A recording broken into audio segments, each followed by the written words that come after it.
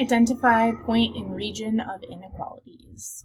All right, below are two inequalities and the graphs of their lines. Identify which point would satisfy both of the inequalities. Well, see here, y is less than negative 4x plus 5, looks like this inequality right here, and y is greater than 6/5 x minus 4 would be this one.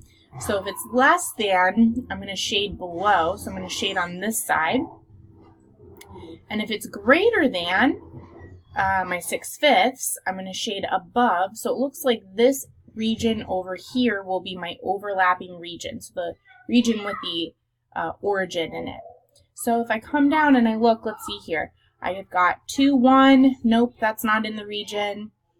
1, negative 4. Oof, that's on the dashed line, so that's not quite going to work in the region.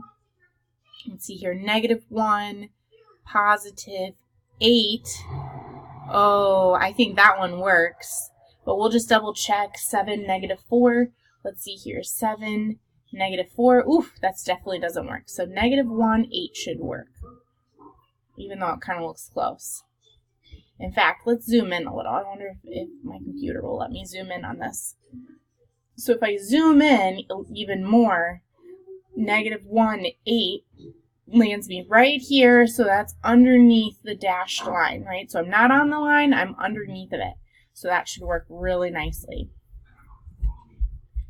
And then now it's actually showing you where all the shaded regions are.